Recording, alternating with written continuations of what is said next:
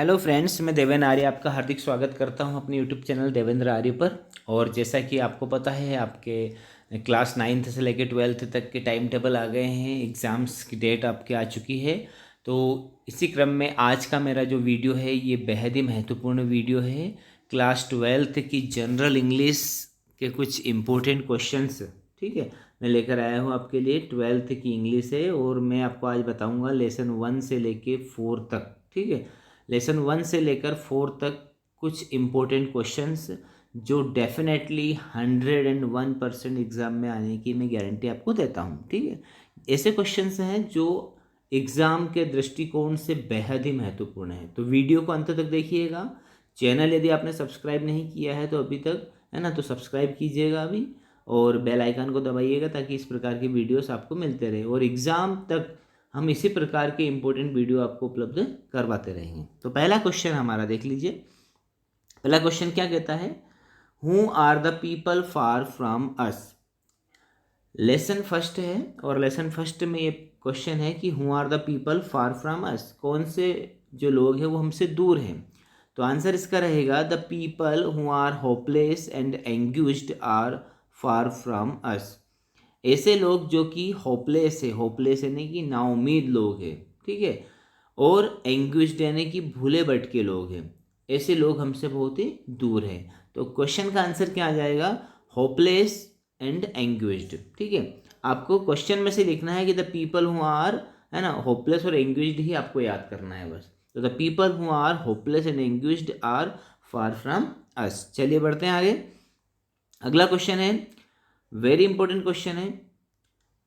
What is the overall mood of the poem Teach Me to Listen Lord? Teach Me to Listen Lord जो poem है, इस poem से जो हमें क्या संदेश मिलता है, इसका ओवरऑल मूड क्या है? तो the overall mood of the poem is that a good person is a good listener. इस कविता का जो ओवरऑल मूड है, जो ओवरऑल जो संदेश है वो ये है कि एक अच्छा व्यक्ति, एक अच्छा क्या होता है? श्रोता होता है, सुनने वाला होता है। We should help the downtrodden. हमें डाउन ट्रेडन लोगों की मदद करनी चाहिए। डाउन ट्रेडन का अर्थ होता है जो बहुत ही ज़्यादा अत्याचार जिनके ऊपर हुआ है, जो बहुत ही ज़्यादा सताए हुए लोग हैं, दबे कुचले लोग हैं। We should listen the inner voice. हमें अंदर की आवाज़ भी सुनना चाहिए। And the voice of God, और हमें ईश्वर की आवाज़ भी सुनना चाहिए। The inner voice will guide us everywhere and every time. अंदर की आवाज़ हमें गाइड करती है, निर्देशित करती है। कब निर्देशित करती है?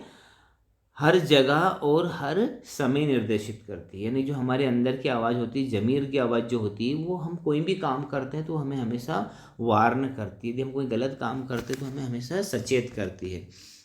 आंसर आया आपको समझ में?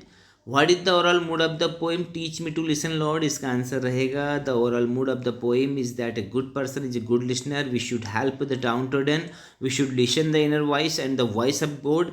The inner voice will guide us everywhere and every time. चलिए आगे बढ़ते हैं। क्वेश्चन थर्ड है, in what order does the poet wish to listen to the voices. किस ऑर्डर में, यानी किस क्रम में कवि चाहता है वॉइसेस को, है ना, आवाज़ों को सुनना चाहता है ना, किस क्रम में? पहले किसकी आवाज़ सुनना चाहता है, उसके बाद किसकी, उसके बाद किसकी, है ना। तो the poet wants to listen to our inner and dear ones. सबसे पहले कवि चाहता है कि जो उसके पास में है और उसके जो प्रिय हैं उनकी आवाज़ सुने। Then to the downtrodden, suffering and neglected people. इसके बाद डाउन ट्रोडन लोगों की आवाज़, सफरिंग लोगों की आवाज़ और नेग्लेक्टेड लोगों की आवाज़ सुनना चाहता है। तो डाउन ट्रोडन अभी मैंने बताया, दबे कुचले लोग, सफरिंग यानी कि, है ना, पीड़ित लोग, और नेग्लेक्टेड यानी कि जिनको हम भूल चुके हैं, ऐसे लोगों की आवाज़ सुनना चाहता है। और इसके बाद देन टू आवर वॉइस, खुद की आवाज़ सुनना चाहता है। And at last God's voice, और अंत में किसकी आवाज़ सुनना चाहता है? ईश्वर की आवाज़ सुनना चाहता है, ठीक है। तो ये हमने क्रम बताया। आगे बढ़ते हैं। अगला क्वेश्चन है, whom does the poet wish to trust. कवि किसके ऊपर ट्रस्ट करने के लिए कहता है? तो ही विशेष टू ट्रस्ट, है ना, वह किसके ऊपर विश्वास करने के लिए कहता है? He wishes to trust our inner voice, हमारे अंदर की आवाज़ के ऊपर विश्वास करने के लिए कहता है। चलिए अगला क्वेश्चन है क्वेश्चन 5 जो लेसन 2 से लिया गया है। What was mini doing in the balcony. Very very important question, ठीक है, वेरी वेरी एमपी क्वेश्चन है। तो देखते हैं कि मिनी जो है वो बालकनी में क्या कर रही थी। तो mini was sitting in her wheel chair mini अपनी व्हील चेयर के ऊपर बैठी थी and watching the children playing in the park outside. और क्या कर रही थी, पार्क में, है ना, बाहर पार्क में जो बच्चे खेल रहे थे उनको वो देख रही थी। चलिए अगला क्वेश्चन है, अगला क्वेश्चन इंपॉर्टेंट क्वेश्चन है ये भी। What disability did mini have, mini को क्या डिसएबिलिटी थी, डिसएबिलिटी यानी क्या असमर्थता थी, क्या कैसी बीमारी थी, क्या था, है ना, लेसन किसके बारे में है। तो मिनी वाज स्पैस्टिक, मिनी कौन थी, एक स्पैस्टिक थी, spastic. She had no control over hands and legs, spastic ऐसे व्यक्ति होते हैं जिनको अपने हाथ और पैर के ऊपर कंट्रोल नहीं होता है। शी कुड नॉट वॉक, वह चल नहीं सकती है ना। तो मिनी को क्या डिसेबिलिटी थी, वो स्पैस्टिक थी। और स्पैस्टिक कैसे व्यक्ति होते हैं, जिनको हाथ और पैर के ऊपर कंट्रोल नहीं होता है। चलिए अगला क्वेश्चन है, डिस्क्राइब द डक्स फेयरवेल। ये क्वेश्चन तो डेफिनेटली आपको 4 मार्क्स दिलवाएगा, ठीक है, यानी 4 नंबर में ये क्वेश्चन आता है। तो देख लेते हैं, डक्स का फेयरवेल यानी जो बतख था उसकी विदाई कैसे होती है। तो Mini along with her father and other children took the duck to the nearby lake.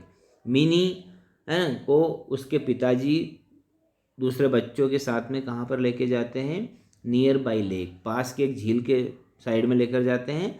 The children lifted the duck carefully from Mini lap, जो बच्चे हैं वो बड़ी सावधानी पूर्वक उस बतख को मिनी की गोद से उठाते हैं। And gently release him into the lake, और बड़ी सभ्यता से उसे झील में छोड़ देते हैं। It began swimming and shovelling, यहाँ पर एच आएगा, ठीक है। It began swimming and shovelling the water with its beak, और वो जो बतख है वो क्या करता है, तैरना शुरू कर देता है और अपनी चोंच से पानी को काटना शुरू कर देता है। The children watched it for a long time, बच्चे बहुत देर तक उसे देखते रहते हैं। तो वेरी वेरी इंपॉर्टेंट क्वेश्चन, याद रखिएगा, है ना। आगे बढ़ते हैं, अगला क्वेश्चन है, एक्सप्लेन, जो लेसन 3 से आया है, explain true equality is the only true morality और ट्रू विजडम।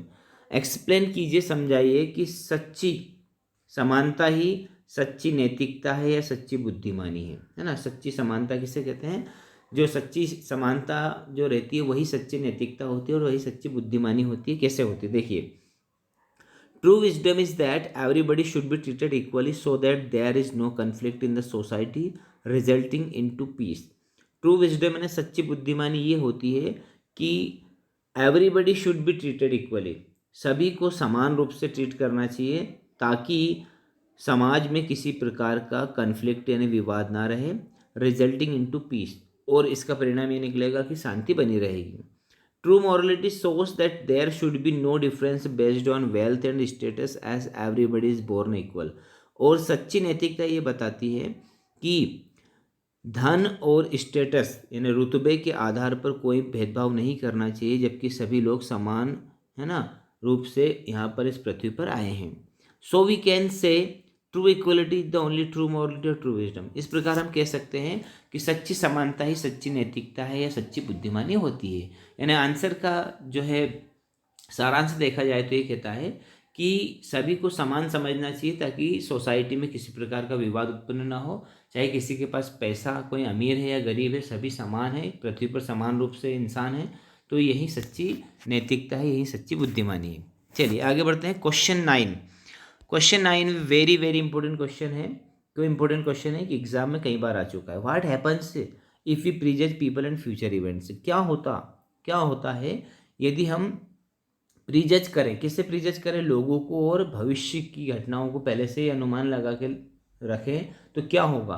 तो if you prejudge people and future events we will make enemies and face the hardships. तो हम क्या कर लेंगे, यदि हमने ऐसा किया तो हम बहुत सारे दुश्मन बना लेंगे और बहुत सारी परेशानियों को, हार्डशिप्स का सामना हमको करना पड़ेगा, ठीक है। आगे बढ़ते हैं, अगला क्वेश्चन है, how does school life prepare a child to face the outside world. एक स्कूल का जीवन किस प्रकार बच्चे को तैयार करता है बाहर की दुनिया की चुनौती का सामना करने के लिए। तो देखते हैं, the school life is a primary stage of a child's life. School का जीवन जो होता है वो बच्चे का प्राथमिक स्तर होता है। The student learns to fight against the problems, बच्चा यहाँ पर सीखता है समस्याओं से लड़ना। In the outside world we are at best, बाहर की दुनिया में हम बहुत अच्छे होते हैं। One amongst equal and so we will have to face lots of problem and difficulties, और हमें एमोंगस्ट इक्वल यानी हम हमारे बराबरी के लोग भी मिलेंगे और हमसे बहादुर भी मिलेंगे। So we will have to face lots of problem and difficulty. इसलिए हमें बहुत सारी परेशानी और बाधाओं का सामना करना पड़ेगा। तो स्कूल का जीवन क्या करता है, बच्चे को पहले से तैयार कर देता है कि आपको आगे जीवन में जाएंगे तो बहुत सारी बाधाएं उत्पन्न होंगी, उनसे कैसे लड़ना है वो स्कूल की लाइफ हमको सिखाती है। चलिए आगे बढ़ते हैं। क्वेश्चन 11 है, और क्वेश्चन 11 जो आपका लेसन 4 से लिया गया है। Why does the poet regard earth A friend. कवि ने अर्थ को फ्रेंड क्यों बताया है, जमीन को, पृथ्वी को फ्रेंड क्यों बताया है। तो the poet regards earth as a friend because it provides us food. क्यों बताया है, क्योंकि यह हमें प्रोवाइड करवाती है। क्या प्रोवाइड, क्या देती है, फूड देती है खाने के लिए, एंड वाटर देती है पीने के लिए। The cities are stabilized on it.